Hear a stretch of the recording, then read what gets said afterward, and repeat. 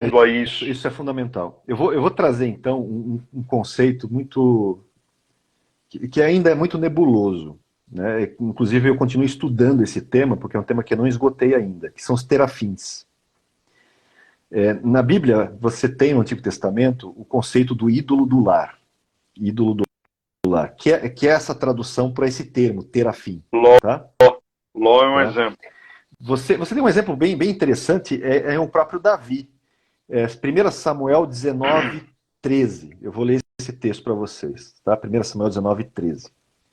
Mical tomou um ídolo do lar, um terafim, e o deitou na cama. Pôs-lhe a cabeça um tecido de pelos de cabra, cobriu com um manto, e aí, tendo Saul enviado os mensageiros que trouxessem Davi, por que ela faz isso? Porque Davi vai fugir, ela vai pegar esse terafim, esse ídolo do lar, vai colocar na cama como se fosse Davi deitado na cama, e aí chegam, né, o 14 fala, tendo Saul enviado os mensageiros, né, trouxessem a Davi, e aí ela chega para esses mensageiros e diz assim, não, Davi está doente, está lá na cama. E aí Saul diz assim, não, vai, pega ele da cama mesmo e traz ele, mesmo assim, para que eu o mate, eu quero matar Davi. Né? E aí no 16 eles falam assim, vindo pois os mensageiros, eis que estava na cama o terafim, o ídolo do lar, né? E o tecido de peles de cabra ao redor de sua cabeça. E aí é onde a Mical engana Saul, porque nesse tempo Davi já tinha fugido, já tinha ido longe.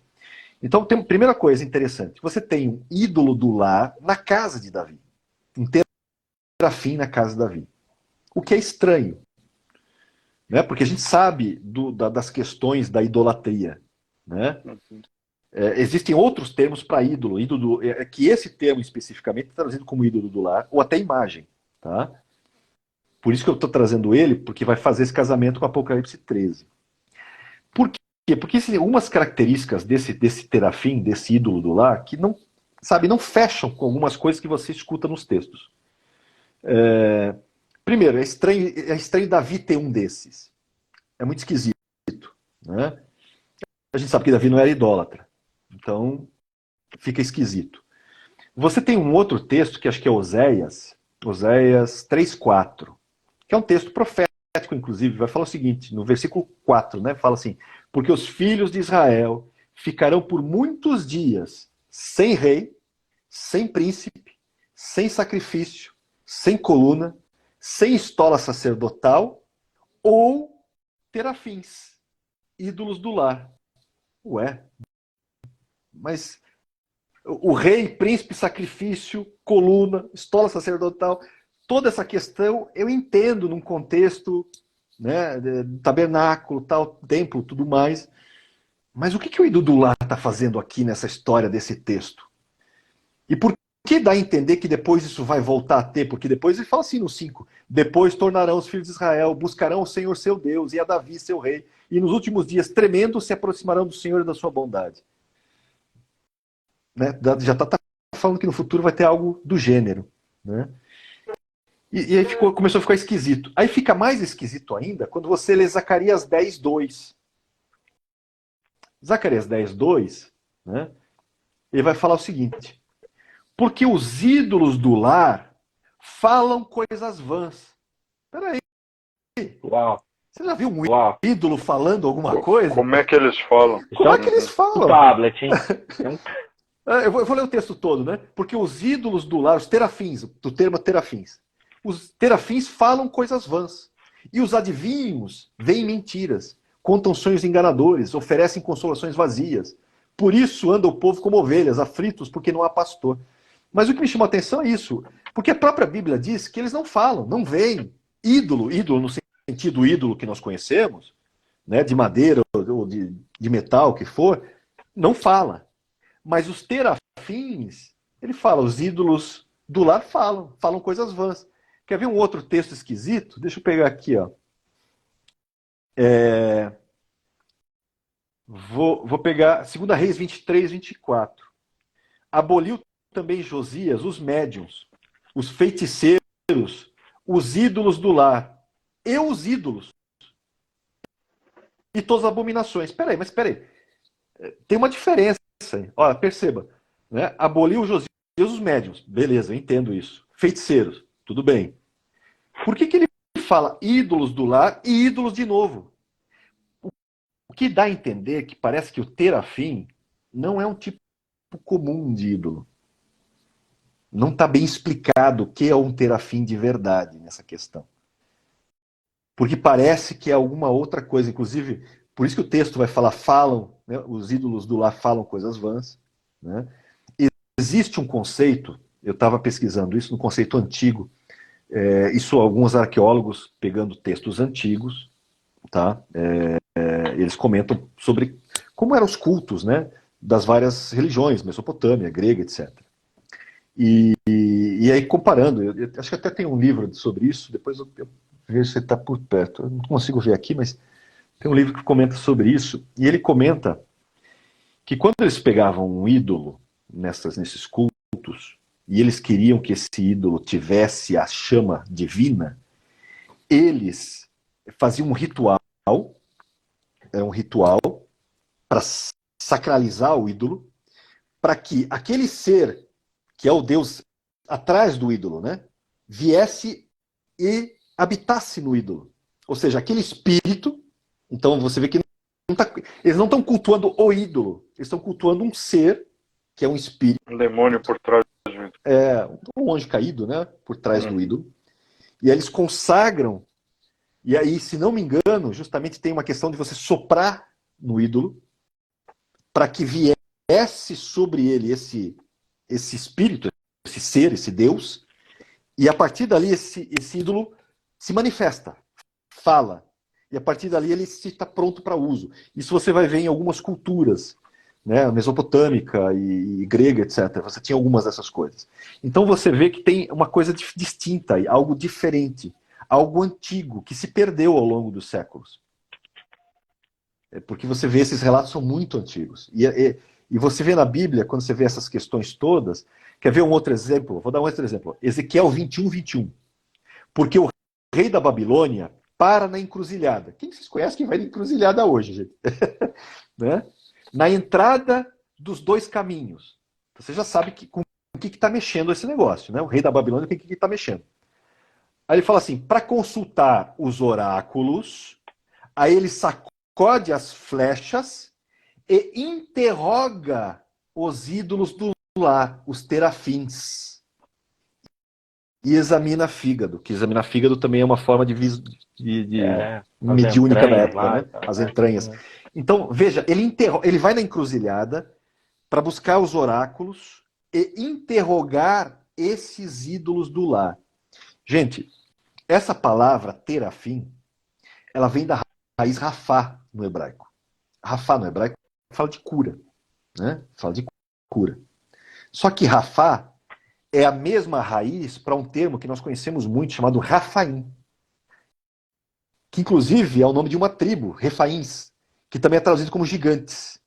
E Rafaim também é traduzido como sombras, espíritos dos mortos, vulgarmente conhecido como demônios, que são os gigantes que morreram. Os gigantes que morreram se tornam essas sombras, os espíritos dos mortos. Por isso que o termo no hebraico, na Bíblia, você tem Rafaim, que tanto fala da tribo dos gigantes, quanto Rafaim fala das sombras, dos espíritos, esses espíritos que vagueiam, esses demônios. E Rafaim vem da mesma raiz. Ou seja, Terafim e Rafaim estão interconectados. Ou seja, há uma tese de que o Terafim, na verdade, seja algo diferente de um mero ídolo de madeira, mas ele é um receptáculo para um espírito das sombras, para um demônio. E isso me chama atenção, por quê? Porque você vai ter, em Apocalipse 13, que foi dado a ele o poder de comunicar, na minha tradução está como comunicar fôlego à imagem. Só que fôlego ali no grego é pneuma, que é ao mesmo tempo para espírito. Então parece... Pode ser um espírito caído. Parece-me que vai ser um tipo de terafim moderno, que vai ter qualidades talvez até cibernéticas, pode ser, mas a ele, a consciência, parece que eles vão resolver o problema da consciência, não por meio de tecnologia, não. Talvez essa falsa consciência seja resolvida por um espírito que é colocado nesse receptáculo. A exemplo, talvez, dos terafins do passado. Invocado por um líder religioso, que é o falso profeta, com acesso ao mundo Exatamente. sobrenatural. Usando o que nós chamamos de feitiçaria, etc., né? Como é, porque você vê que o ídolo do lá está sempre envolvido com feitiçaria, questões relacionadas a isso, né? Mediunidade, etc. E é interessante. Tem um cara aqui no... Eu vejo duas coisas aí, Johnny, para esse evento futuro. Ou o próprio Satanás traz de novo aquele que foi ferido mortalmente, que é o anticristo, à vida por possessão, ou ele mesmo vai receber a adoração, sendo o espírito que vai penetrar a imagem que for colocada para profanar o templo naquela época. Eu não acho que será um espírito comum, não. Inclusive esse texto que fala que ele comunica espírito à imagem, vem logo depois do versículo que fala da imagem da besta que foi ferida e sobreviveu, né? Uhum. Tá exatamente no contexto, é um versículo depois. É o versículo do 14 para o 15. Por isso me chama a atenção esse aspecto. E depois vem a marca. Exatamente. Então me chama a atenção que é uma forma do Satanás receber a adoração de todos quantos adorarem a imagem da besta. Porque ele também não vai dividir a adoração dele com outro demônio. Por isso que eu vejo que esse espírito, esse fôlego que será dado a essa imagem, na época da profanação do templo, lá no meio da tribulação, conforme surge aí o falso profeta, né, obrigando a marca, eu acredito que seja o próprio espírito do Satanás. Pode tá? ser, o texto Por causa não diz, o texto não fôlego, mas pode. Mas dentro do contexto da questão da adoração e da imagem receber a adoração, veja, se não for o próprio Satanás, quem é? Ele vai dividir isso? O cara é corrupto, o cara é egoísta, o cara Ele está ansiando por isso desde a queda. Ele quer adoração, só lembrar da tentação de Cristo. Ele está buscando que tem isso uma coisa ainda com a hoje. invocação de seres de outra dimensão, tem. O pessoal em casa deve ser pouco familiarizado com o texto, mas só para botar mais gasolina ainda para vocês comentarem, principalmente o Dionê que tá nos trazendo grande cultura aqui, né, Souza? Muito. Tem um sujeito no livro de Juízes chamado Mica. Ele é uma espécie de ele é um sujeito que ele tem algum encontro espiritual, acontece alguma coisa, ele desperta, ele inclusive consegue resgatar de volta os ciclos lá, as moedas de prata que a sua mãe havia perdido. Isso. E ele ainda recebe um levita. Olha aqui uma coisa, permita-me, eu vou tentar fazer uma leitura bem agradável. Até feito uma estola sacerdotal e um ídolo do lar. Pronto. Mas e ele diz que a bênção de Deus, ele criou uma estola sacerdotal e ele chegou a fazer, diz o texto, para si uma casa de deuses. Olha que acho que lê o texto é interessante, lê o texto todo. Tá muito interessante. O título, para quem está em casa, é Mica e o ídolo da sua casa. Juízes 17. Havia um homem da região montanhosa de Efraim, cujo nome era Mica, o qual disse à sua mãe: os 1.100 ciclos de prata que te foram tirados, por cuja causa deitavas maldições, e de que também me falaste, eis que esse dinheiro está comigo, eu o tomei.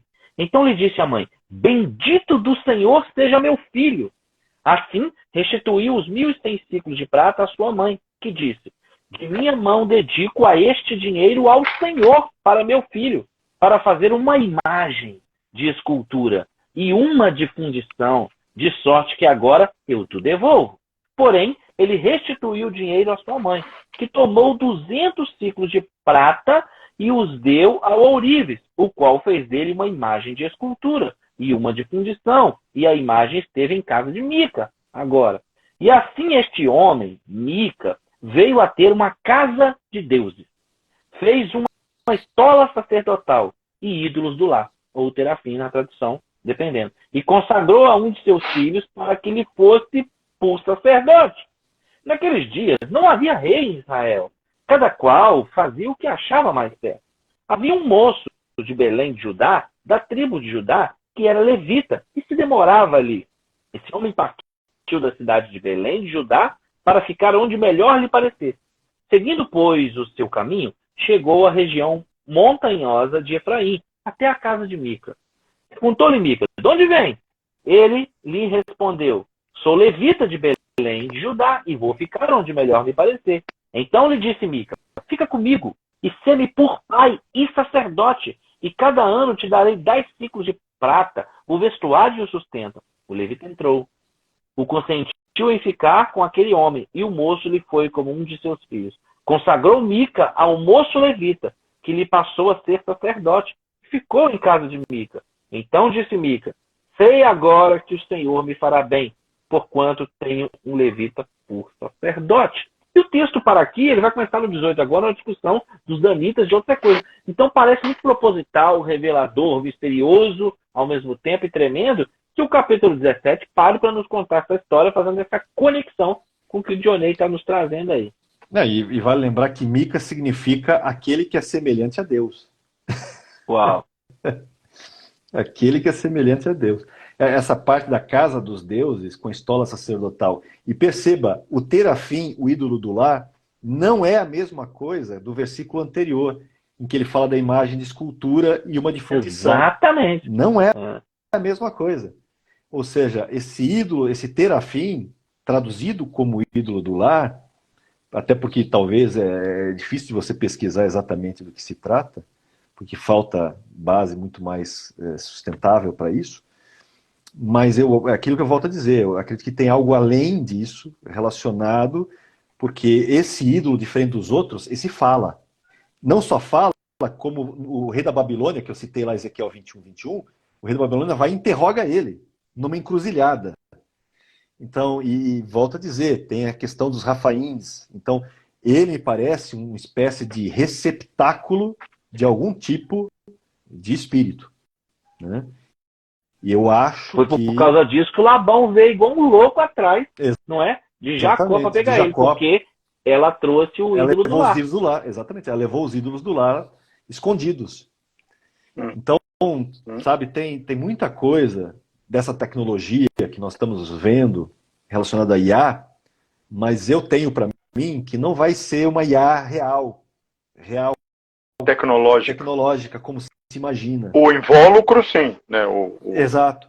Porque a própria tecnologia para IA, é aquilo que eu falei, a base do Alan Turing, ela é realmente problemática. Mesmo com a tecnologia quântica que eu tenho visto que está crescendo e está se desenvolvendo, o problema é você pegar isso e miniaturizar, né? Diminuir de tal maneira que você consiga colocar isso num ciborgue da vida, num androide da vida.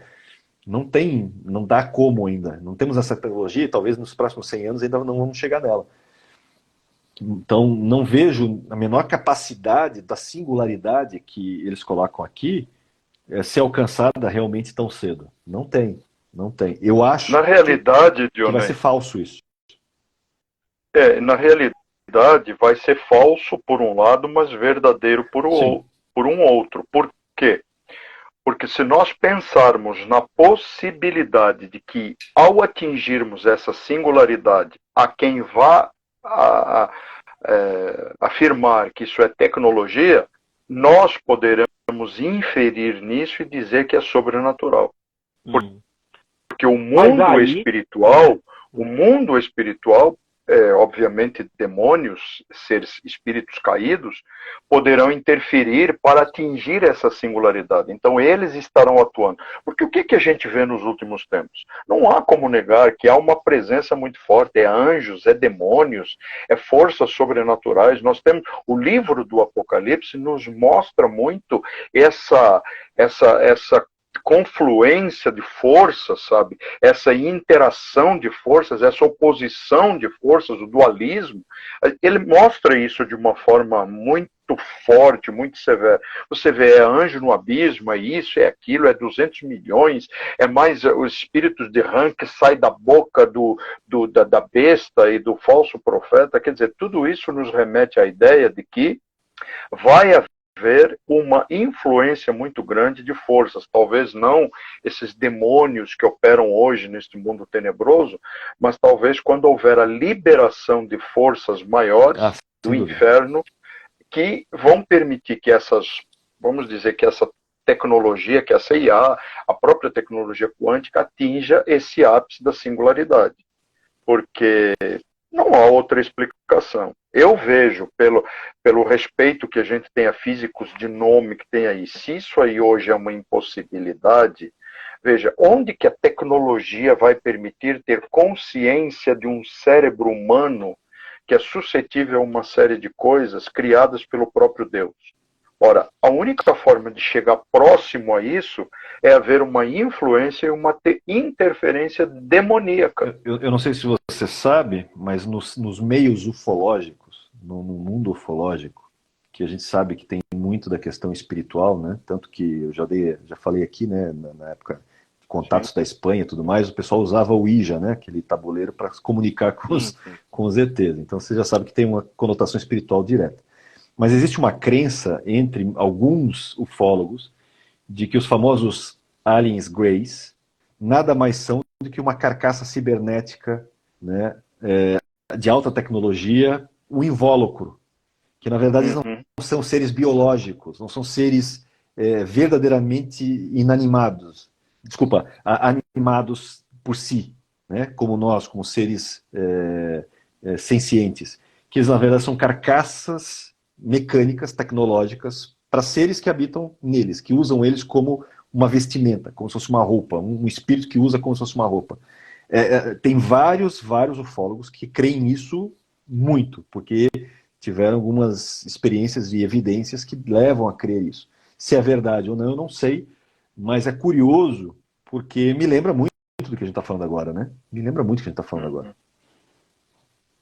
A Jane falou muito sentido. A Jane, ela travou na física e na matemática dela num ponto que ela não conseguia avançar para fazer os cálculos. Aí o Thor chegou e falou e resolveu para ela, explicou como é que funcionava o mapa astral todo lá e disse que vem de uma dimensão onde tecnologia e magia são a mesma coisa. Tecnologia, tudo bem, e magia. Ora, de onde vem a magia? A magia, para mim, vem do submundo. O submundo sobrenatural, o mundo dos espíritos caídos. Porque não há outro mundo. Não há como nós que conhecemos a palavra de Deus, não há como inferirmos na possibilidade de existir um outro mundo. Há dois tipos de seres celestiais.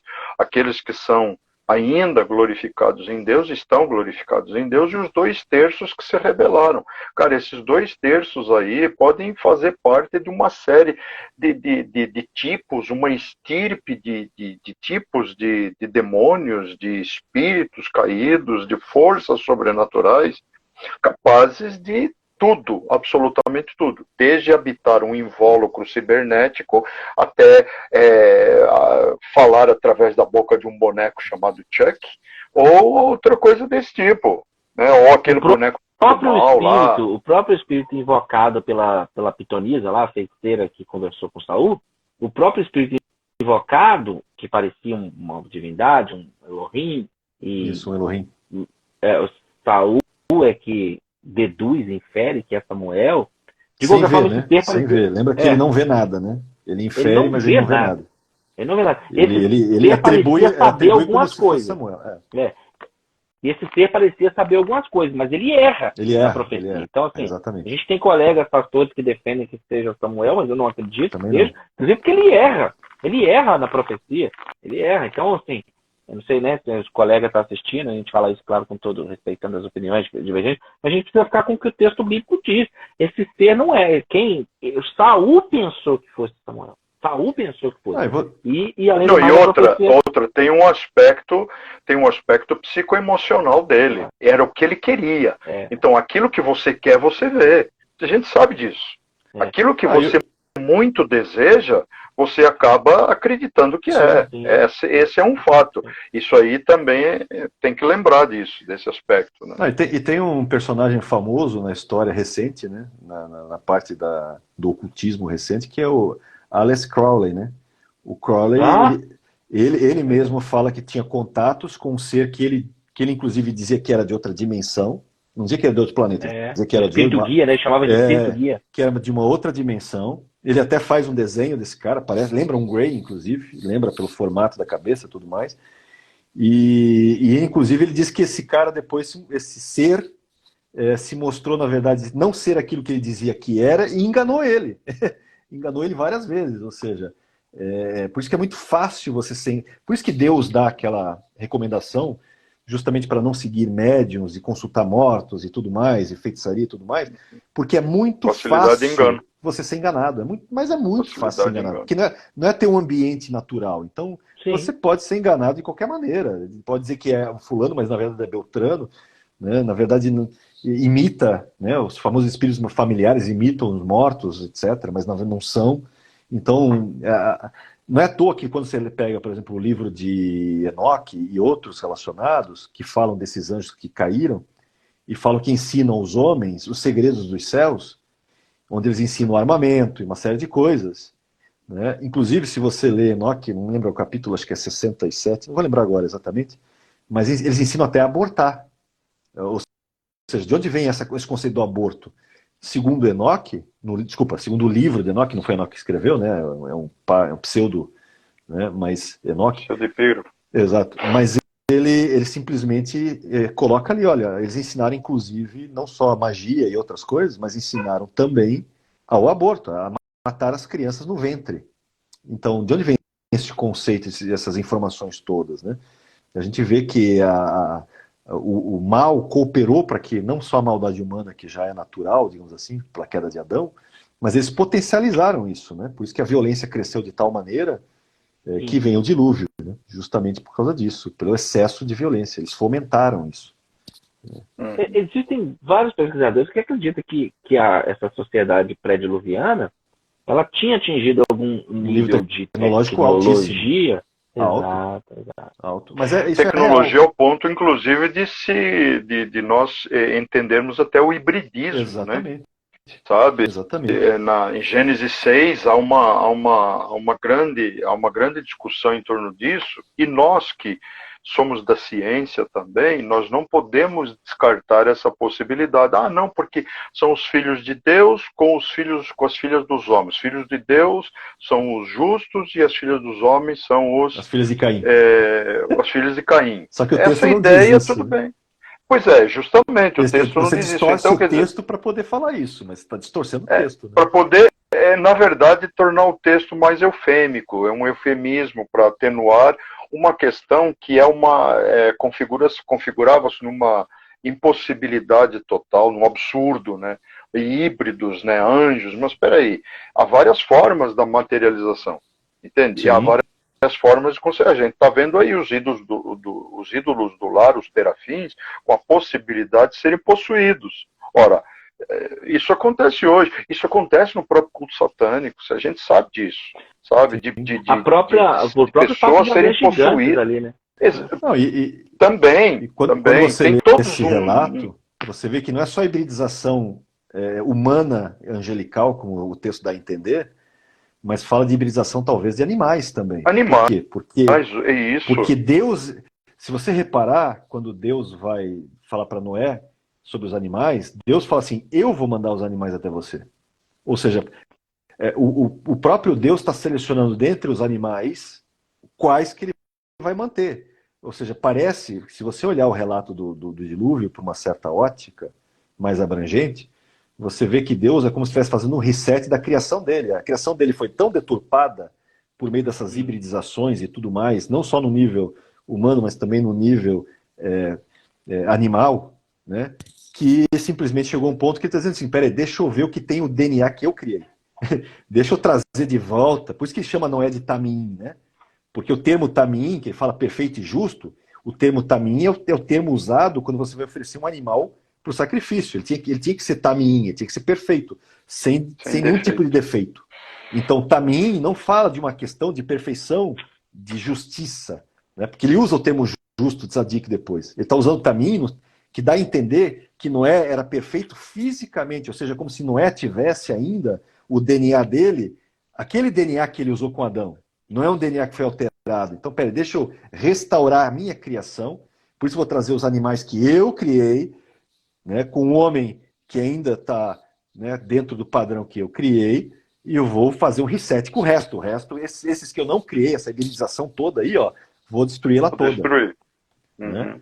Ah, como é que Quando surgiu os gigantes você depois? fala do Aí você DNA tem os de gigantes. Noé e Adão, quando você fala do DNA de Noé e Adão, vários intérpretes, inclusive em alguns filmes isso já foi relatado também, que ele tinha, assim, que a Noé possivelmente tinha essa pureza, esse DNA ainda, inclusive isso, uma super força e maior inteligência, uma capacidade intelectual superior, né? Sim, sim. Tem Mas um tinha texto que antigo ter no o Fernando do Mar Noé. Morto sobre Noé, né, sobre essa questão de Noé, que tem um nascimento diferente dos outros. Ele nasce parecendo um dos deuses, essa é a impressão que dá do texto, né? Claro, é um texto dos pergaminhos, é um texto canônico, obviamente, né? Então há muitas ressalvas Eu, nesse caso. eu tenho bastante admiração pelo Noé, porque nunca vi nele um personagem, nem um homem comum, nem fraco, Verdade. em todos os sentidos. Nem na fé, nem psicologicamente, nem fisicamente. Porque se nós percebermos bem, essa arca, gente, levou 120 anos para ser construída. Os filhos de Noé não eram nem nascidos quando ele começou a construir a arca. Sim. Sim. Então, Eles veja bem, nascem esse cara 100 aí, anos ele tinha antes, que né? ter, sim, ele tinha que ter um potencial físico fora do comum, porque o resto do mundo fazia chacota, o resto do mundo zombava. Então eu pergunto, quem ajudava Noé? O pregoeiro da justiça daquela época, o grande evangelizador daquela época, o cara que estava trazendo não só a mensagem, como a imagem do que poderia vir, e o mundo não acreditava. Claro que tinha razões para o mundo não acreditar, mas a outra razão é pior ainda, a razão de quem operava por trás disso era muito pior, porque até entender que nunca teve chuva era um absurdo. Era um absurdo E Noé naquela época. citado junto com Daniel e com Jó, né? Em Ezequiel 14, num nível de justiça altíssimo, né? Altíssimo. Agora, imagina também as capacidades que o Noé tinha de executar uma obra que era um plano de Deus. Quer dizer, eu vejo Noé como um super-homem da época, um cara E você tremendo. vê várias construções pelo mundo, né? Que você vê. Na Europa tem várias delas, né? Que quando você repara as construções mais antigas, são pedras maiores, difíceis de manusear ainda hoje com os nossos guindastes, né? Um exemplo, por exemplo, é Baalbek, por exemplo, lá no Líbano, né? Baalbek é um exemplo clássico disso, que é um local que foi várias vezes reconstruídos por várias culturas, né? Os cananitas, os gregos, os romanos usaram, mas a fundação, quando você vê as pedras, são monumentais aquelas pedras. E isso acontece na Europa também, em vários lugares onde você vai, Você na quer Espanha, ver um onde tem lugar que isso a ideia acontece? dos gigantes, você vê pedras grandes embaixo, e aí você vê, à medida que o tempo vai passando, as pedras vão diminuindo em cima, e quando você pega no período romano, parece uma coisa assim ridícula. Então você olha e diz assim, mas espera aí, os antigos eram realmente tão atrasados assim, mas como é que os povos, depois deles, como os romanos, por exemplo, que estavam no ápice daquele tempo, não conseguiram fazer o mesmo tipo de construção que os antigos faziam? Então você percebe, sim, que Sem tecnologia. havia uma tecnologia diferenciada pré-diluviana, sem sombra de dúvida. Eu vou falar uma coisa. O Muro das Lamentações, ele tem 2 locais de visitação que o pessoal põe os pedidos. Aquele murão, e ele tem um túnel, que é uma visita guiada, com segurança, arma e tudo, aquela coisa que é embaixo do muro, um túnel embaixo do Muro das Lamentações, onde que nós colocamos os pedidos das pessoas, por exemplo, eu e o Roberto, e que são cada pedra nesse nível aí que o Dionei está falando, pastor Ricardo. É cada pedra que aí o cara passa um videozinho na hora das teorias de como que essas pedras chegaram embaixo, tá embaixo. Porque é muito grande, cara, lavrada, pedrona. Como é que está lá embaixo do Muro das Lamentações aqui, né? Não é parte São daquela a fundação, estrutura. né? Não é parte daquela estrutura que Herodes fez para poder fazer a esplanada, não. É embaixo do muro. Pedras enormes e de outros locais do mundo. Não é dali, não é pedra dali. Então, Tem toda uma logística de transporte que não é fácil de fazer, então... Então eu fico pensando na capacidade dos transportadores de Tiro, né? Aquele pessoal que trabalhou por Salomão, né? Cara, é impossível não ver que esses caras tinham uma capacidade fora do normal, fora do comum, capacidade tecnológica, capacidade de navegação, capacidade de corte, de transporte. Pense, esses blocos que chegaram lá a Jerusalém foram transportados por navios que não podiam afundar. Pô. Então, tinha que existir alguma força maior atuando sobre eles. É Sim. lógico que a gente sabe, vamos tratar do templo de Deus, é o próprio Deus, né? Claro. Não vou associar, né, a construção do templo do Senhor a interferências diabólicas, de forma nenhuma. E lembra que Mas Deus você vê falou o que não nosso... pode usar martelo, né? Não pode usar ferramentas. Não podia usar Justamente. ferramentas para fazer o seu... Então fizeram o quê? Cortaram como? Pois Você não é, pode usar pois é, ferramentas para pois nada. Tem que ser é. tudo... Então como é que fizeram isso, né? É fantástico quando você começa a É para analisar as deixar coisas. esse enigma na história, sabe? Essa coisa sem solução, porque o nosso Deus é assim, né? Por que Eu ele vou vai mandar dar para vocês. explicações São ao 2 homem? videozinhos curtinhos que a gente faz nesse túnel por baixo do Muro das Lamentações. Cada pedrão, cara, cada coisa. E isso é fascinante, porque a gente olha como é que vocês ficaram intrigados, estão falando. O Souza falou, não, estão falando que teve coisa maligna. Mas o Johnny falou, tem um negócio sobrenatural ali, como é que fez? Que cortou? Então, é um negócio que te intriga, porque você fala, meu, tem um negócio diferente aqui. No passado acontecia, talvez algum... eu costumo dizer que enquanto Adão comia da árvore da vida, e Eva comia da árvore da vida, eles foram transmitindo aquele gene, aquela genética super, de que o Souza falou agora há pouco, uma espécie de super-homem. Então, como eles, eu digo assim, quanto mais perto o sujeito estava perto dos seus primeiros pais, que comeram da árvore da vida, mais um organismo perfeito ele tinha, Tanto que viviam muito mais, né, também. Sim, e hoje eu aqui, vocês, quanto Quase mais um distante milênio. nós estamos, sim, agora quanto mais distante nós estamos dessa alimentação do que foi a árvore da vida, menos, ou quase nada, ou nada, desse gene, dessa supervitamina, dessas propriedades da árvore da vida nós temos. Devemos ter quase, não devemos ter nada mais. Mas imagina os sujeitos que estão vivendo lá perto daquela época ainda. Eles estão com a carga genética desse primeiro homem, dessa primeira mulher que comeram da árvore da vida, espetacular ainda no seu organismo. Por isso aquelas centenas de anos. A biologia sabe que o código genético vai degradando de uma geração a outra. Você tem degradações nisso, né? Inclusive é interessante quando você lê... Claro, hoje nós sabemos isso pela questão biológica e tudo mais, mas quando você lê 4 Esdras, que é um texto mais ou menos do primeiro século, mais ou menos ali, talvez um pouco antes, tem um debate sobre quando ele realmente foi escrito, que ele dá como se fosse na época do exílio, né? Mas aí a dúvida é se ele foi realmente escrito na época do exílio ou não. Mas é interessante que no 4 Esdras pergunta, né, é um livro apócrifo, tá, gente? Não é o Esdras do texto bíblico. Mas é curioso pelo sentido. Ele fala assim, quanto tempo falta para o fim? E aí diz que o anjo responde para ele, olha, falta menos do que do começo para cá.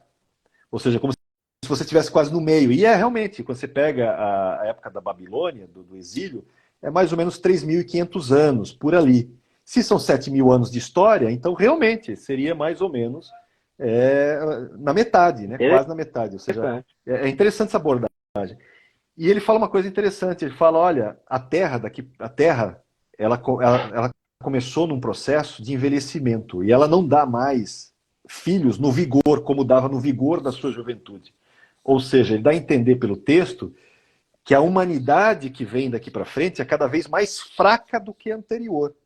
A anterior era muito mais forte, muito mais robusta, muito mais, digamos assim, um potencial muito maior, mas à medida que a Terra, o ambiente vai envelhecendo, e a gente vê que está degradando o próprio ambiente, ele vai produzindo seres cada vez mais fracos. E a gente vê isso pela própria questão do tempo de vida, né? É só você lembrar do tempo de vida dos primeiros, né, que chegava a quase 1.000 anos, e não podia passar de 1.000 anos, porque Deus disse, né, no mesmo dia que você comeu, o desígnio é que você tem que morrer, né? Então, um dia para Deus é como 1.000 anos, ou seja, nenhum ser humano vai viver mais do que 1.000 anos. Por isso que Metusalém, que é o mais velho, viveu 969. Ninguém pode passar de 1.000, né? Então, essa questão é fundamental. Mas você vê que a curva vai decaindo, mesmo depois do dilúvio. Você ainda tem, né, o próprio Sem vivendo 600 anos, tal, o Noé vivendo mais 350 anos depois do dilúvio e tudo mais, né? Você vê várias pessoas vivendo 300, 400, mas vai decaindo a curva até chegar a estabilizar nos cento e poucos anos, né? 120 para baixo, né? Como é hoje. E é uma coisa intrigante aí que vocês deixaram para trás, né? Como explicar? Claro que a gente sabe, né? Deus não se explica, né? Deus se acredita. A questão da longevidade no milênio, né? Porque é um resgate, Se o ser humano... né? Exatamente. Ou seja, Deus pode reverter essa situação porque Ele é o Criador. Inclusive quando eu falo do milênio, eu digo, ó, tem 3 motivos para existir o milênio. O milênio ser literal, né? Eu não vou citar os outros 2, mas um deles que eu cito é o seguinte: o milênio vai ser pela primeira vez você vai ter um ser humano, não sei quem vai ser ou como vai ser isso colocado, mas o ser humano vai viver 1000 anos. Porque lembra, a maldição é que ele morra, né, quando você comer do fruto, Adão, no mesmo dia que você comer do fruto, você vai morrer. Só que esse dia é de 1000 anos, tá? Né? Então, é no máximo 1000 anos. O que vai acontecer no milênio é que, pela primeira vez, o ser humano vai viver os 1000 anos. Quando completar 1000 anos, vai ficar... Aí sim você vai entender a plenitude de um texto que você já entende, porque já aconteceu isso. Mas aí vai alcançar sua plenitude na realidade. Onde está a morte e o teu aguilhão? Cadê aquela maldição que havia sobre o homem? A maldição que havia sobre o homem acabou, porque o homem acaba de completar 1000 anos e 1 segundo. Ou seja, não tem mais a maldição. Efetivamente, aquilo que aconteceu na cruz se mostrou realidade agora. E agora sim, para isso se cumprir, tem que ter um milênio. Alguém tem que estar ali e viver os seus 1000 anos. Para mostrar que efetivamente a maldição foi quebrada. Sim. E o Apocalipse viu que o Isaías 65 mostra que não haverá velho que não cumpra os seus dias. Exato. Ou seja, não haverá quem não os cumpra. Porque não cumpri-los significa morrer porque pecou e vai morrer jovem aos 100 anos. Quem morreu 100 anos morreu jovem ainda. Imagina. Então, isso é fundamental. E não haverá velho que não cumpra os seus. Eu vejo isso que existia no passado, eu acho que no passado existia um misto maior entre o que nós chamamos de tecnologia humana, conhecimento humano, com magia, com a questão sobrenatural, ocultista até. E eu acho que no tempo do fim, à medida que vai chegando mais próximo, isso vai aumentar, esse fenômeno que tinha no passado vai voltar. Porque tu lembra, tudo é cíclico, né? É como o tempo de Noé, é como o tempo do dilúvio. Então eu acredito que vai voltar essa questão ocultista e sobrenatural. Por isso que eu acho que o Terafim sendo... Na ideia da Babilônia. Exatamente. Então tudo isso tem um aspecto cada vez mais... Por isso que a gente vê tanto filme também focado na questão ocultista, na questão de magia e tudo mais. Cada vez mais forte. Assim como eles tentam tornar natural a questão ufológica dos seres extraterrestres, eles também estão tentando tornar natural as questões da magia, do antigo ocultismo, em alguns aspectos, né? Então, essa mistura de ciência e magia, eu acho que ela ainda vai ganhar cada vez maior. Que tinha isso, que o povo do Antigo Testamento tinha um jeito de invocar, sim, e havia objetos, sim, que atraíam e prendiam, ou de alguma forma fazia com que esse ser ficasse ali na casa, na coisa. Quando vocês falaram aí de viver 1000 anos e cumprir com os dias, o Souza falou do Isaías 65, tem um texto de Apocalipse 22 que eu gosto demais, que eu gosto muito de falar que o Apocalipse é a restauração. Perdemos, ou a humanidade perdeu o acesso à árvore da vida no Gênesis, mas ele recupera no Apocalipse. Apocalipse 22, 1 e 2. Então me mostrou o rio da água da vida, brilhante como o cristal, que sai do trono de Deus e do Cordeiro. Imediatamente alguém poderá dizer assim, mas isso não é numa vida do porvir, após o milênio? Veja o versículo 2. No meio da sua praça, de uma a outra margem do rio, está a árvore da vida, que produz 12 frutos, dando o seu fruto de mês em mês. E as folhas das árvores são para a cura dos povos, para a cura das nações. Então, aqui ainda há um grupo étnico, ainda há etnias e grupos e povos, conforme Zacarias 14, que diz que as nações vão ir na festa dos tabernáculos para cultuar. Então, as folhas da árvore da vida são para a cura das nações e que as pessoas vivam, tenham essa longevidade toda. Né? Esse é um texto difícil, essa é uma das fugas do texto que eu gosto, em alguns aspectos, mas é um texto mais complicado. Essa questão, eu estava estudando a diferença do tabernáculo de Davi e o tabernáculo de Moisés, né? E o tabernáculo de Davi, né, você olhando hoje, porque o tabernáculo de Moisés, ele mostra como é o universo criado, né, que são os 3 céus, né? O primeiro céu, segundo céu, terceiro céu, né? Onde habita Deus, né? Tanto que Paulo fala, conhece um homem, não sei se um corpo fora do corpo, foi até o terceiro céu. E essa diferença desses 3 níveis, você vê no tabernáculo, né? Que é o pátio santo santíssimo.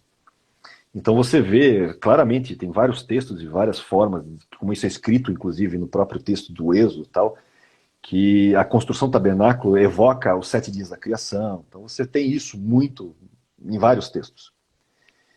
Mas o tabernáculo de Davi, ele, além de ter vários outros simbolismos, que a gente até já discutiu outras vezes, mas ele tem um simbolismo que muita gente não percebe. Ele é a visão do depois do milênio, do 8º. Sabe quando ele fala assim, as primeiras coisas passaram e agora são novas coisas, que é depois, ou seja, o pessoal chama de eternidade, vamos chamar de eternidade, não é um lugar sem tempo, porque o tempo continua existindo, tá? Mas é um tempo que, né, vai digamos, tende ao infinito. Vai. Infinito.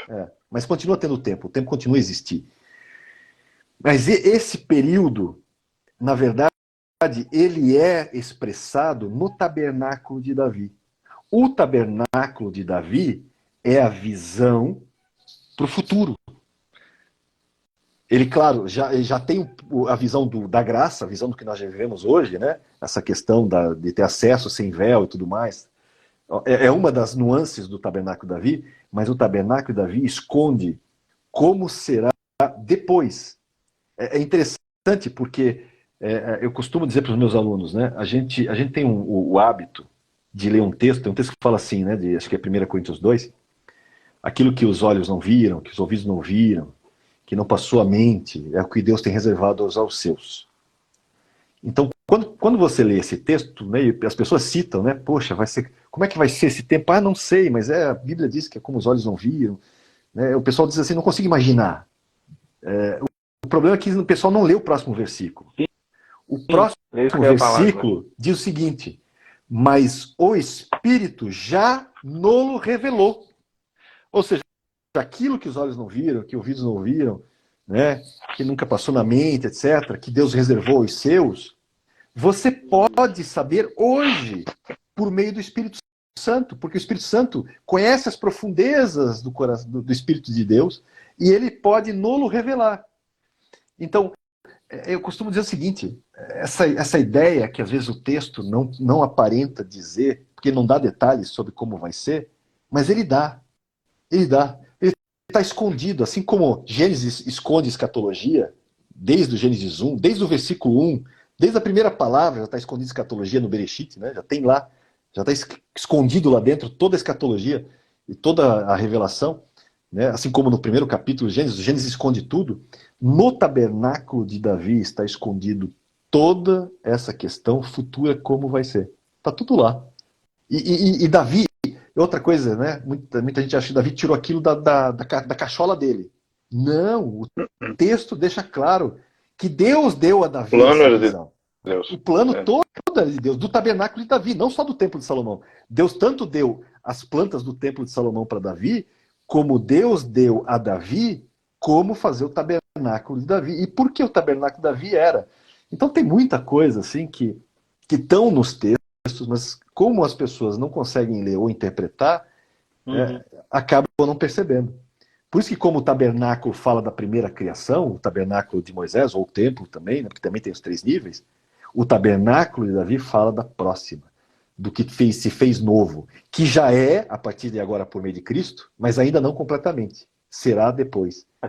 Esse porque o profeta Amós, no capítulo 9, ele fala dessa... E o Ezequiel também, o Amós e o Ezequiel, falam da restauração do tabernáculo caído de Davi para uma perspectiva milenar. para a perspectiva do milênio. E não somente como rei, mas também como sacerdote. Sim. E quando você citou o 1 Coríntios 2,9, o versículo antes também, o 6, o 7, o 8, fala que agora nós estamos falando de grande sabedoria no meio dos experimentados, não como que com sabedoria humana, mas dessa sabedoria que foi revelada pelo Espírito. Falamos de mistérios de Deus que ele antes não revelou.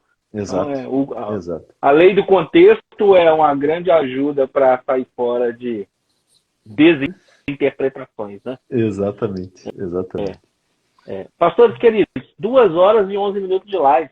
Vamos caminhando para as nossas espetacular live. Os comentários estão os melhores possíveis. Porém, antes de passar para as considerações finais, a Elo Nogueira, ela colocou uma pergunta, na verdade já faz bastante tempo, e eu fixei ela na tela para que nós não perdêssemos. Tem uma pergunta de alto cunho escatológico. Eu notei que hoje não fizeram muito. Ou não... pessoal é porque eles têm comentado, feito ponderações mais aqui nos comentários. Aí alguns eu fui fixando. Eu fui fixando alguns na tela, assim, tal.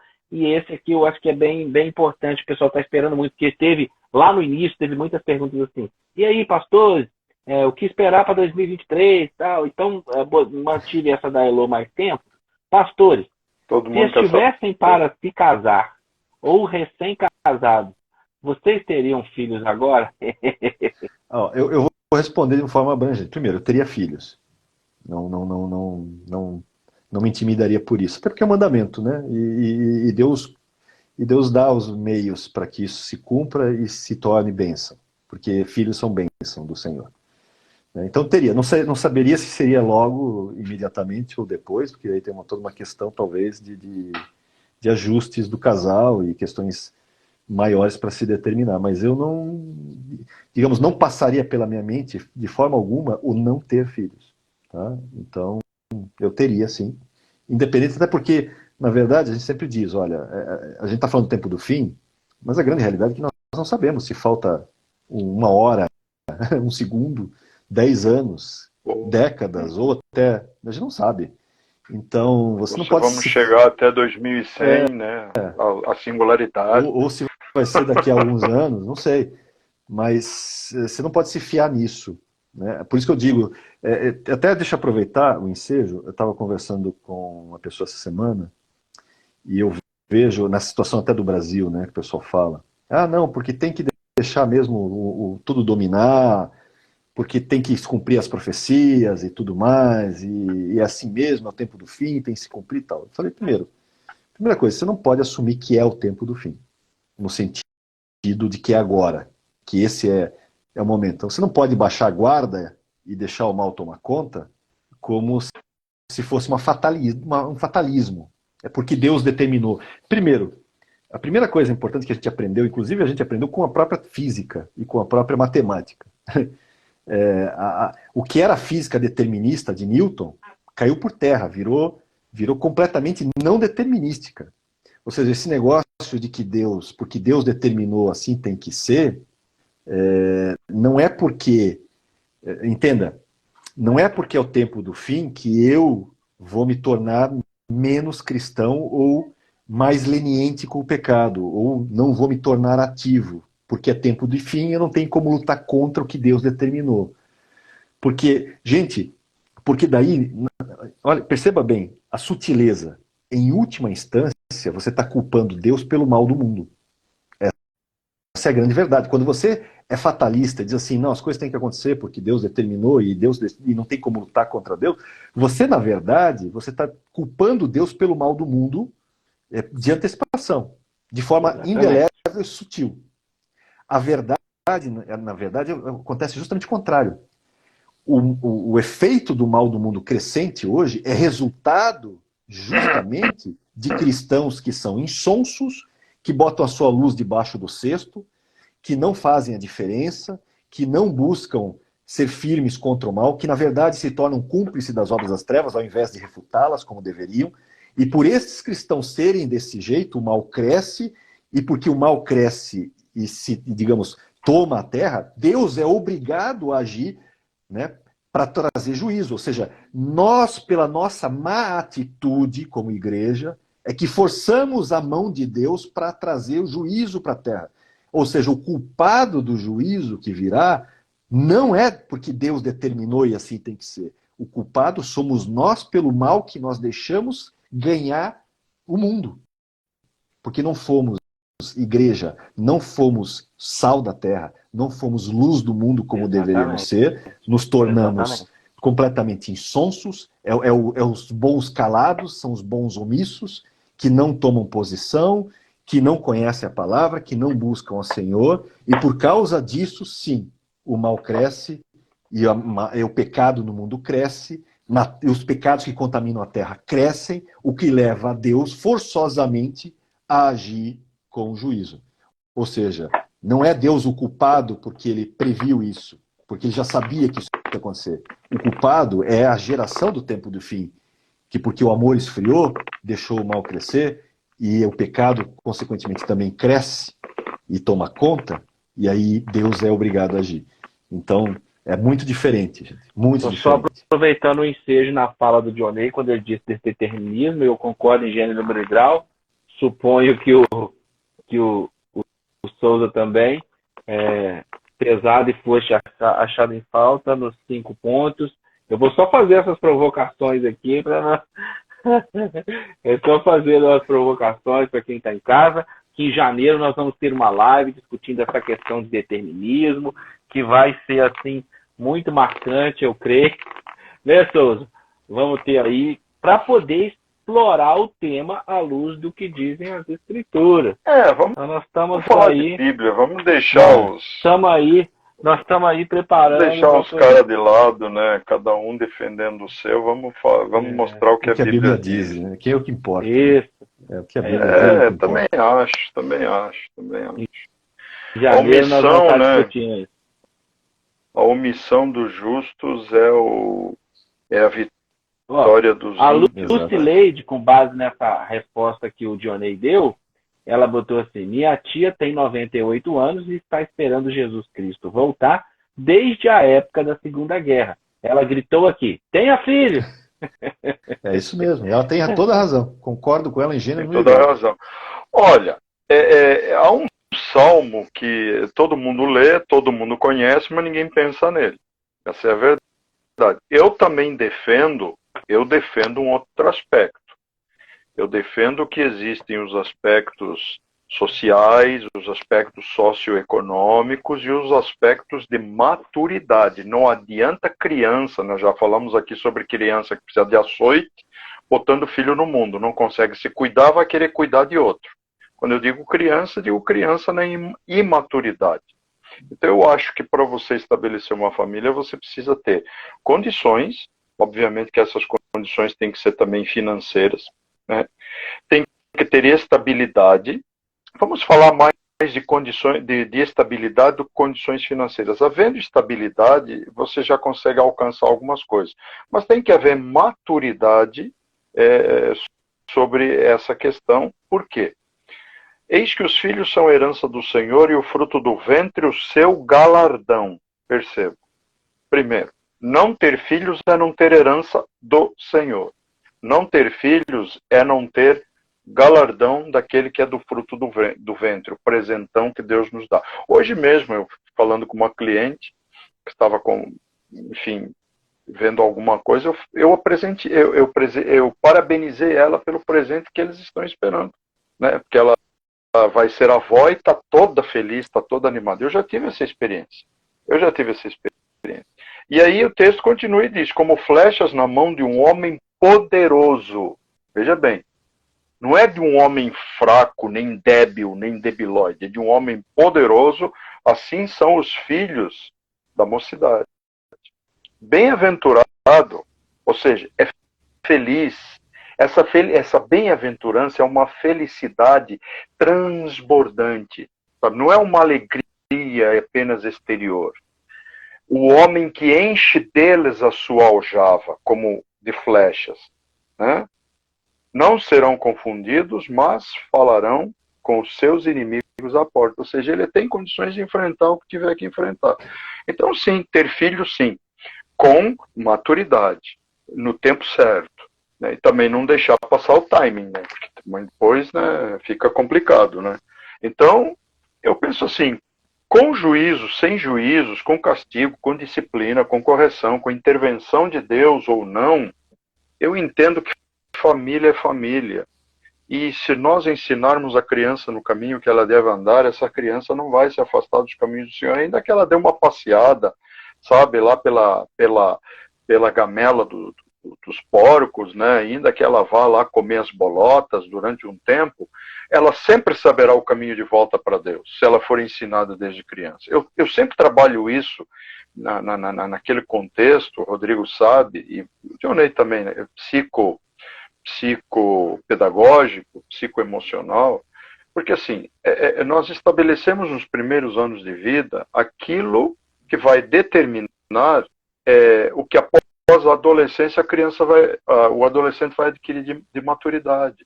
E ele sempre voltará à raiz, ele sempre voltará ao caminho da seiva. Eu olho por essa ótica.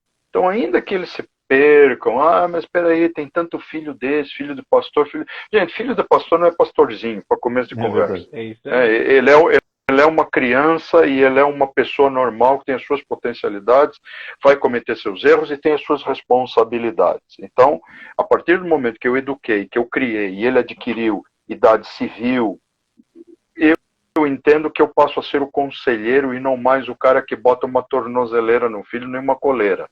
Não é meu pet para ficar grudado em mim, ele tem que viver a vida. Ele tem que sentir as experiências do mundo lá fora, para daí ele poder sim determinar e ter consciência do que ele queria na casa do Senhor. Para poder ter o caminho de volta garantido. Aí ele volta muito mais sólido. Mas pastor, isso acontece com todo mundo? Não acontece com todo mundo, mas com quem acontece, nós sempre vamos torcer que haja o caminho de volta. Então, se esse é o medo de ter filhos, eu acho um medo infundado.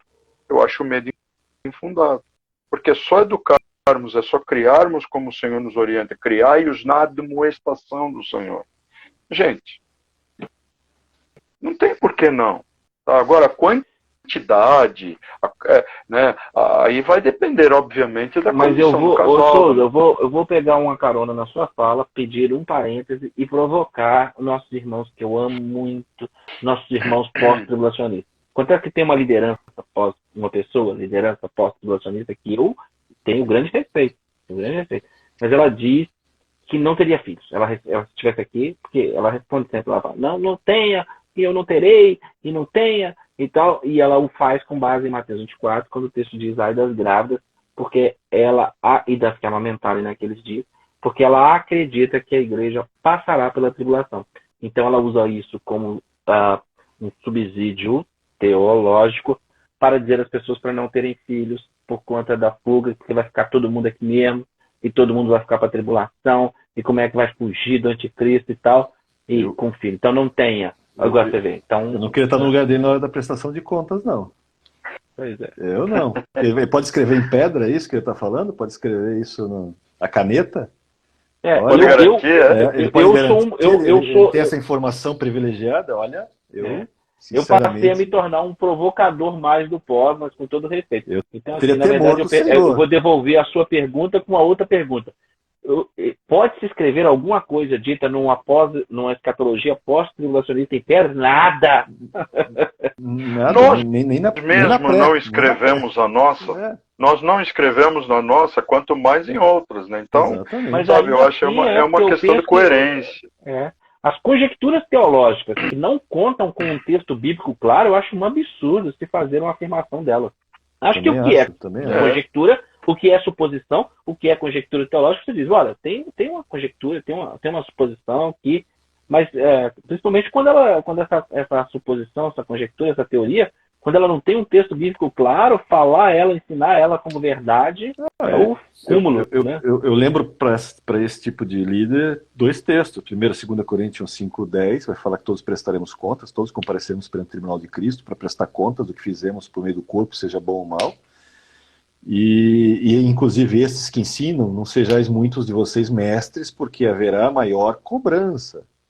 Então, se a pessoa que ensina não se toca dessa informação e não tem temor de quem vai prestar contas, eu acho que ele não conhece o Deus a quem serve ainda, né? Ele não entendeu quem Deus é. Ele ainda não conhece Deus realmente. Eu lamento. Que senão, Na verdade, o povo tá achando que Deus é um igual, é um entre nós. Vocês não têm noção. Sabe, é um rebaixamento do nosso Deus, é relegar Deus a subfunções, né? Ninguém imagina, sabe? Ele é o criador do universo e o sustentador de todas as coisas. Nós não estamos lidando com cura-gripe. Exato. Nem com o empregado doméstico. A Lucilene está dizendo aqui, quem anda com Jesus... Não reduzindo nenhuma função nem profissão. Claro. Mas nós estamos falando de Deus.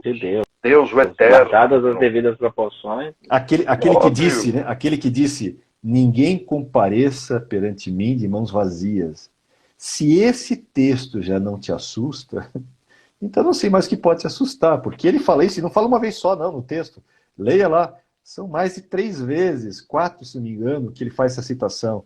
Ninguém compareça diante de mim de mãos vazias. Então, eu lembro daí com 1 Coríntios 3, quando Paulo fala daqueles cujas obras passam pelo fogo e não sobra nada, são salvos como que pelo fogo, ou seja, esses vão aparecer de mão vazia. Nada para apresentar. É que todo mundo acha que mão vazia é não ir ao culto sem levar oferta. Ai, por aí tu já vê o nível, né? Por aí tu já vê o nível. Pô, mão vazia tem a ver com a minha adoração, tem a ver com a minha piedade, tem a ver com a minha vida de adorador, a minha essência, sabe? Ou seja, não ser uma vida fútil. Tem que ser frutífero. Sabe? Não... Óbvio. Mas enfim, são deturpados certos textos para fazer algumas remodelagens, adequações, né? Mas para vocês terem uma ideia, entre as perguntas que eu fui fixando na tela enquanto vocês falavam e tal, não sei se possivelmente vocês não viram tudo, mas entre lá ali estava, pastores, devemos realmente tocar comida para os próximos meses, ainda que haja esse cenário político nosso, tá? Ainda que haja, a gente conhece algumas pessoas que estão colocando as perguntas e tal, e nós sabemos que é influência por esse pessoa pós-tribulacionista que fala isso. E eu estou dizendo que eu assisti essa semana, eles me mandaram, dizendo que não, a igreja vai ficar assim, Deus vai preservar a igreja em algum lugar. E aí alguns estão dizendo que é no Brasil. Agora, então você vê que como é que é a coisa. Diz que o lugar que Deus vai preservar a igreja cristã no mundo, é no Brasil, né, deserto e tal. E primeiro, né, assim, para a gente não continuar uma outra temática, que eu acho que é boa nós falarmos sobre o tema analisando o pós-tribulacionismo, mas as perguntas que foram surgindo aqui... Você quer emendar já uma segunda live de hoje?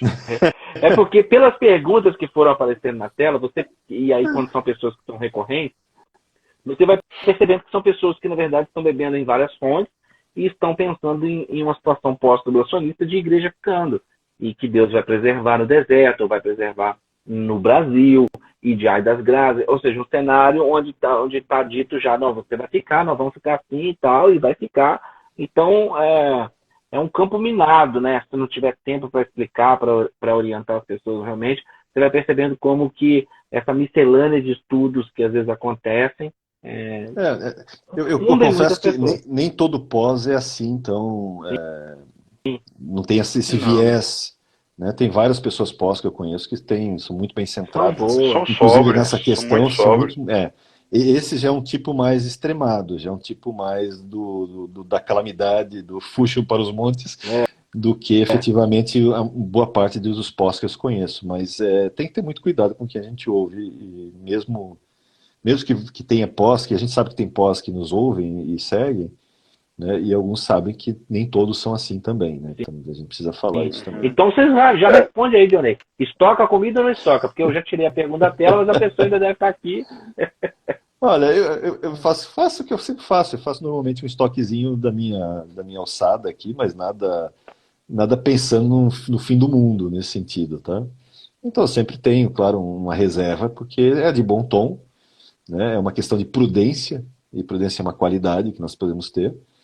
E também tem uma questão financeira envolvida, né? E de validade também, de materiais. Então, não é... Sabe, eu acho que um estoquezinho sempre é bom ter, por uma questão de vivência normal mesmo. Né? Até com proteção, às vezes, até de inflação, se for o caso. Mas eu não estaria nessa vibe, sabe, que o pessoal coloca, de guerrilha, de estado de sítio indeterminado. Não vejo isso. Mesmo num cenário político brasileiro difícil. Souza. Por tribulação, não, né? Eu já me posicionei sobre isso outras vezes, uma vez já conversamos sobre isso, eu sempre digo, né? A minha experiência, eu vou falar da minha experiência, me fez adquirir um sistema de educação diferente, né? Eu já vivi situações de guerra e pós-guerra e sei das grandes dificuldades de um pós-guerra, inclusive na questão de alimentos. Então, hoje, o que eu acho de bom tom, de bom ouvido? Eu penso assim, nós vivemos períodos de instabilidade econômica, né? Onde facilmente os nossos recursos se derretem. E um dos maiores investimentos que nós podemos fazer na vida é em pessoas. E pessoas comem. Então, invista também em alimentos. Que tipo de alimentos?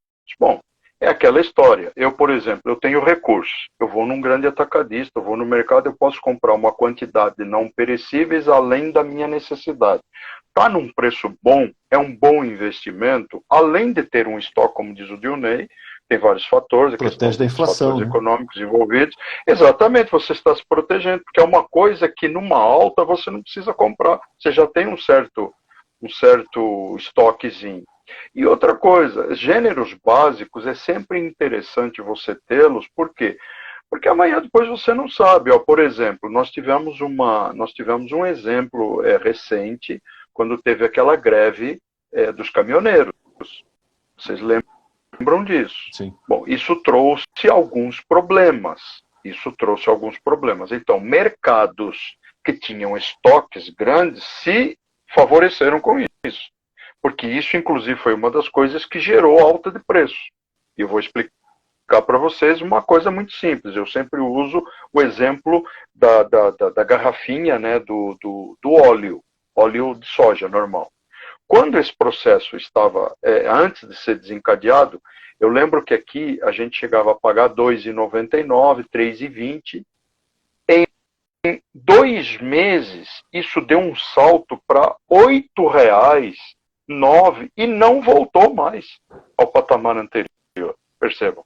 Porque, engraçado, as coisas encarecem, mas eles não retrocedem quando a economia normaliza. Né? Então, esse é um dos aspectos pelos quais eu acho, vale a pena um certo estoque? Vale a pena um certo estoque, sim. Agora, quando você começa a ver, imagina você vivendo uma situação da Europa, uma situação como o pessoal lá na Ucrânia, né, iminência de um conflito, gente, tem que ler os sinais, né? Então, o mínimo possível você deve fazer, deve se preservar.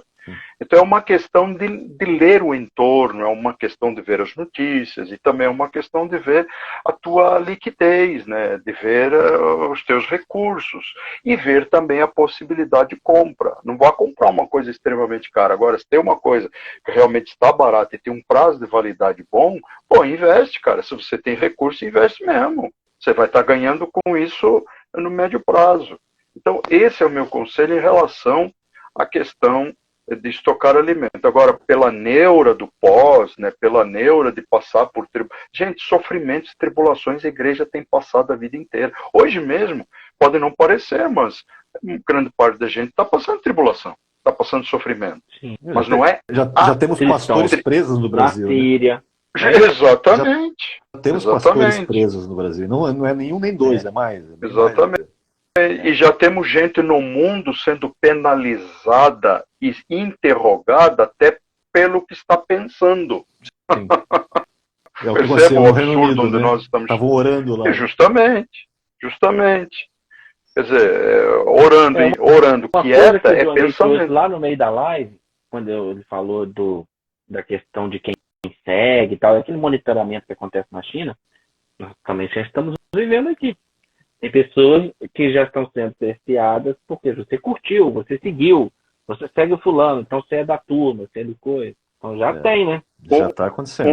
Um dos episódios do Black Mirror é muito interessante para avaliar esse tipo de psicose, essa neurose, sabe, dos likes, da pontuação, sabe? É uma coisa de louco. Um dos episódios me chamou muita atenção. Sim. As pessoas viviam em função de agradar alguém para poder dar uma pontuação e manter lá acima do nível, acho que era 4, 4,5. Gamificação da vida, disso, né?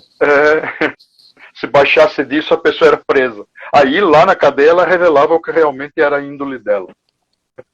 Pior que é isso mesmo. Cara, é muito trash. Pastores queridos, vamos caminhar para o nosso encerramento. 2 horas e 36 minutos de live. Eu gostaria de pedir a vocês que façam suas considerações finais. Para vocês que estão nos assistindo, inclusive para você, nós sabemos que tem pós-tribulacionistas que nos assistem. Eu mesmo fiz uma live falando sobre 4 tipos de pós-tribulacionistas. Então, a nossa ideia é nunca generalizar nada. Claro que dentro de qualquer corrente há extremos, aqui há extremos, em vários lugares há extremos. Gostaria de evocar aqui Agostinho de Hipona, que diz que nas coisas essenciais nós devemos ter unidade. Nas coisas duvidosas, liberdade. E em todas as coisas, caridade. Que, vamos traduzir. Essenciais, Cristo morreu por nós na cruz e fora de Cristo não há salvação. Isso é inegociável. Isso é uma coisa essencial do evangelho, do cristianismo, do qual nós todos, independente de qual escola, seja da escola da salvação soteriológica ou escola escatológica, sigamos, Cristo é o único caminho. As coisas duvidosas são essas escolas. Escolas arminianas, escolas calvinistas, escolas pós-tribulacionistas, escolas pré-tribulacionistas, escolas meso-tribulacionistas, amilenistas, isso tudo está no grupo das coisas duvidosas que não devem nos separar, mas ter campo de pesquisa para que todos possamos avançar juntos. E quando ele termina dizendo caridade, caridade é a palavra que foi várias vezes traduzida por amor. Então, ao discordar e ao tratar, nós devemos fazê-lo sempre com respeito, com amor. Então, você que pensa diferente de nós, mas de alguma forma Deus tem te alimentado através dessas lives, você é muito bem-vindo, você é muito bem-vinda, fique aqui conosco. Nossa intenção é crescermos juntos e comungar, né? E seguirmos firmes, buscando a edificação. Então, são todos muito bem-vindos aqui. Que Deus abençoe a todos. Pastor Dionei, muito obrigado. Pastor Ricardo Souza, muito obrigado pela sabedoria de vocês, esse preparo todo depositado e entregue aqui para os nossos ouvintes, nossos telespectadores. Tenho certeza que o povo tem sido, pelas manifestações dele, pelos feedbacks, que o povo tem sido muito abençoado. E os comentários hoje foram impressionantes, assim, os comentários. O pessoal que está aqui online gostou demais da live hoje. Então, muito obrigado aos dois. Tenho certeza que os dois não vão chegar de mãos vazias no Tribunal de Cristo, no Bema, no Bemax, porque o seu trabalho tem sido muito frutífero aí. Então, muito obrigado aos dois. Muito obrigado aos irmãos que estiveram online. No Senhor, né, para todos. A gente sabe que vai logo já é a virada. E a gente costuma dizer, né, feliz 2023, mas, gente, eu vou dizer o que eu sempre digo. Né? Salmos 37:4. Põe a tua felicidade no Senhor e Ele satisfará os desejos do teu coração. Então, você pode ser feliz agora, hoje. Não precisa passar o 2023, não. A sua felicidade só depende de uma coisa: Deus. Ele é a tua fonte. Ele é a fonte da tua alegria, da tua felicidade, de tudo. Se você conseguir resolver isso na sua vida, conseguir viver esse texto, não é só ouvir e entender, mas viver esse texto, você vai ter mais esse problema em relação à alegria, tristeza. Na verdade, a felicidade vai estar sempre com você, porque Deus sempre está com você. E o resto, aí Ele vai fazer conforme Ele quiser. É isso que importa. Glória a Deus. Maravilha, maravilha. E aí, Souza, faça também, por favor, suas considerações finais. Lembrando, mais uma vez, gente, a última quinta escatológica do ano, e foi sim, especial. E aí, na semana que vem, além dos motivos corriqueiros, a primeira quinta escatológica do ano de 2023. Então, temos todos os motivos para estar aí. Com certeza. Eu não vou ter tempo de falar tudo, né, a respeito daquilo que eu tinha comentado sobre o aspecto social em relação à tecnologia. Aliás, Dionei, hoje, parabéns, foi muito enriquecedor. Você trouxe elementos aí preciosíssimos que me permitiram também falar de um aspecto que há muito tempo eu já tive vontade de citar, que é a influência satânica em cima do inanimado, que é coisa que muitas vezes a gente vê em filmes, mas não tem nem sempre coragem de abordar. E hoje, graças a Deus, assim, de uma forma muito tranquila, a gente conseguiu abordar isso e acho que gerar entendimento à luz da Bíblia, né? A questão dos terafins, dos ídolos do lar foi muito, muito pertinente. Mas eu vejo assim, gente, que tudo isso que nós vemos de tecnologia é algo que vai se prestar a servir ao totalitarismo futuro. Você não vai ter como. Porque ele transforma, adultera as mentes sadias, né? E, na verdade, vai impedir que elas continuem tendo a sua capacidade crítica, de análise, de pensamentos claros, né?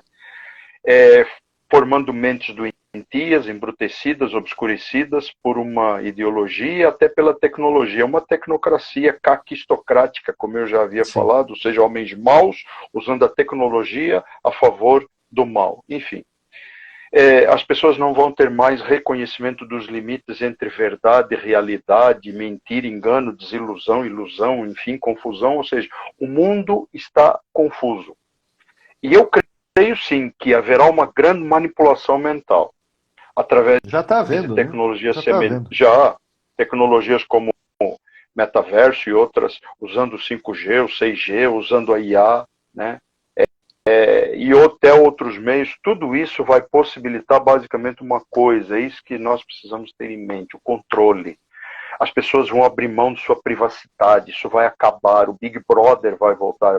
1984, que era uma TV com uma camerazinha lá, hoje vai, sabe, celular lá na cama, celular lá na mesa, isso aí já era, né?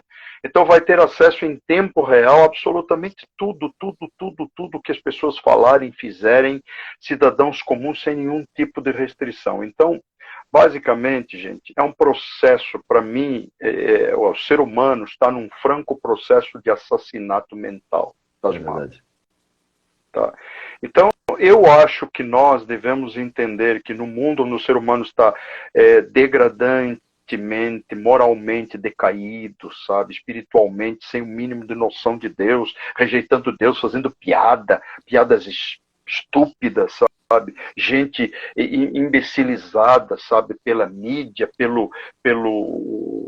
os 15 minutos, 20 minutos, uma vida de fama, sabe, deixando Deus absolutamente numa posição de uma ideia que os seres humanos tinham que hoje não faz mais falta absolutamente nenhuma. Então, o ser humano está sendo já escravizado. Nós temos que entender como igreja do Senhor, nós temos que ter a mente aberta e sabedoria e buscar discernimento para conseguirmos monitorar o mundo ao nosso redor e não permitirmos cair nesse tipo de armadilha. A palavra de Deus nos adverte: cuidado, cuidado, tempos de engano, tempos do fim, falsos profetas se levantarão. Eu quero deixar claro uma coisa, gente. Quando nós, fazendo coro com aquilo que o Dionei falou, quando nós compactuamos, quando nós nos envolvemos, quando nós flertamos com o mundo e quando nós aceitamos o jugo da injustiça, o jugo da corrupção sobre as nossas vidas, nós estamos negando as palavras do próprio Senhor, que nos adverte quanto a isso. Nós estamos compactuando, e amizade, isso é a mesma coisa que manter um flerte, um namoro, uma amizade com o mundo. Isso vai se configurar numa total inimizade com Deus. Então, queridos, a minha palavra é que para 2023 prossigamos em conhecer, seguir em conhecer ao Senhor, entendendo que queremos o melhor, mas o nosso melhor nem sempre é o melhor de Deus para nós. E talvez muitas vezes a gente não saiba ler o melhor de Deus para nós.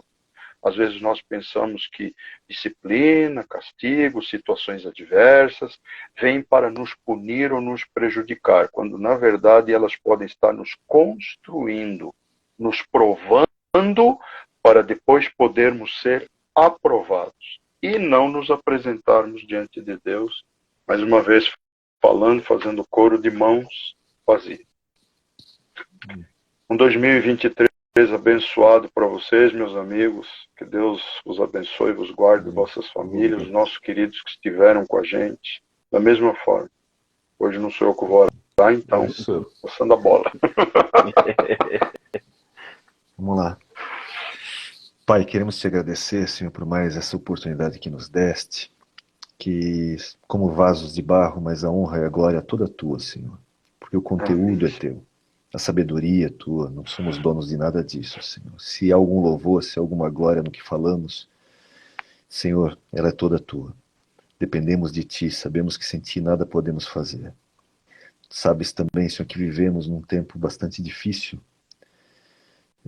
uma mudança de ciclo de mais um ano, uma situação complicada no Brasil. Senhor, tu sabes que eu já tenho falado muito sobre essa questão do juízo, mas também tenho falado muito da tua misericórdia. E eu vou novamente, Senhor, diante do trono da graça, Hebreus 4,16, tu mesmo disseste por meio do teu servo, que eu possa entrar com confiança diante do trono da graça. Eu estou diante do trono da graça, diante de ti, Senhor, para buscar mais uma vez misericórdia e graça para socorro em ocasião oportuna. E essa ocasião para o Brasil, para nossas vidas, não tem tanta oportunidade como já teve em outros tempos, Senhor. Buscamos a tua misericórdia. Por isso que eu te peço, Senhor, como está escrito, na tua ira, lembra da tua misericórdia. Afinal, tu tens prazer na misericórdia. Senhor Jesus, quando orou, ele pergunta se havia alguma outra forma, se fosse possível que passasse o cálice dele. Ele estava vislumbrando esse Deus que enxerga muito além do que podemos enxergar, as infinitas possibilidades que nós não podemos ver, que tu vês, Senhor. Eu sei que no caso dele não existia outra, porque senão não existiria nenhum universo se não fosse a cruz de Cristo. Porque o Cordeiro já tinha sido morto antes da fundação do mundo, Senhor. Mas eu ousadamente e confiadamente, por meio de Cristo, venho na tua presença e peço, Senhor, e pergunto, dentre essas infinitas possibilidades para o Brasil, para esse cenário do Brasil, que eu sei que tu queres que uma igreja madura, uma igreja que cresça, uma igreja, Senhor, que seja cada vez mais a imagem de Cristo e não uma igreja infantil como temos vivido. Uma igreja, Senhor, mais santa, mais, Senhor, alinhada com os teus desígnios. Eu sei que é isso que tu queres, esse é o teu propósito. Senhor, se existe algum outro meio que não seja a varada, que não seja, Senhor, a disciplina, mas que seja por meio, Senhor, de servos, que tu mesmo levante de novas, inclusive novas, Senhor, lideranças, de pessoas que ganhem voz, Senhor, de avivamento por meio do teu Espírito Santo, que possa, Senhor, trazer para o Brasil bênção, que possa trazer para o Brasil um outro destino, uma outra realidade, que não essa que se avizinha, Senhor. Pedimos a tua ação, a tua misericórdia, porque tu conheces, Senhor, o que realmente precisamos, melhor do que nós. Mas eu posso pedir essa misericórdia porque tu mesmo disseste em Joel 12, Senhor. Em Joel 2, do 12 a 17, tu mesmo abriste a porta, porque havia ali um decreto, Senhor, e tu queria corações quebrantados, arrependidos, contritos de verdade. E tu mesmo disseste, quem sabe, no versículo 14, quem sabe o Senhor não se arrepende de fazer o mal que intenta fazer sobre o seu povo? E além disso, deixa após si uma bênção. Senhor, isso é claramente o trono da graça. Porque não fazer o mal que intentava, Senhor, é a misericórdia em ação. E ainda deixar uma bênção após isso é a símbolo da tua graça, que nos dá além daquilo que merecemos, ó Pai. Então peço, Senhor, por essa nação, por esse povo, pela tua misericórdia, mais uma vez, que seja um ano, Senhor, diferente, um ano novo, de alegrias e não de tristezas, um ano não de varadas, mas um ano, Senhor, de benesses, de bonanças, de avivamento, de crescimento. Mas seja feita a tua vontade, porque tu és soberano, Senhor. Tu consegues ver o que eu não consigo ver. Eu apenas estou trazendo essa possibilidade como Jesus trouxe, Senhor, na sua oração. Eu coloco isso a ti também. E peço, Senhor, visita a cada um, visita o pastor Rodrigo, o pastor Ricardo, sua família, Senhor, com proteção, com provisão, com essa presença, Senhor, que nos dá descanso, que nos consola, que nos conforta, e que tudo isso traga muitas alegrias, muita saúde, muita paz, muito sucesso, a despeito do que acontece no mundo, porque eu sei que tu cuida dos teus, e eu sei que tu tens propósito em tudo que tu fazes, Senhor. Então visita também a estes que estão ouvindo a live agora, os que vão ouvir futuramente, seja no YouTube, onde for, que eles também possam usufruir destas bênçãos ricas em ti. E, Senhor, eu peço, ensina-nos não somente a ouvir entender e ler os textos, mas a viver os textos. Em particular, mais uma vez, eu te peço, como eu pedi no ano passado, Senhor. Eu aprendi muito nesse ano, mas ainda quero aprender mais de Ti, do Salmo 37,4. Quando fala, põe a tua felicidade no Senhor e Ele satisfará os desejos do teu coração. Senhor, ensina-nos esse segredo de Filipenses 4,4. Alegrai-vos no Senhor, digo-vos mais uma vez, alegrai-vos. Ensina-nos a estar contente, como diz Paulo em Filipenses 4, do 10 ao 11, ao 13, Senhor, a estarmos felizes, a estarmos contentes em toda e qualquer situação, seja na abundância, seja, Senhor, na falta. Que possamos aprender, Senhor, pela experiência em Ti, a sermos crentes maduros, a crentes, Senhor, cada vez mais parecidos com Cristo, metamorfoseados, mudados, transformados por meio do Teu Espírito Santo, cada vez mais, de glória em glória, à imagem do Senhor. Assim te pedimos e te agradecemos, em nome de Jesus. Amém, amém e amém. Amém, glória a Deus. Feliz ano novo. Amém. Feliz Deus ano novo, abençoe a gente. todos. Feliz ano Deus, pessoal. novo a todos. Até mais. Até mais. Tchau, tchau.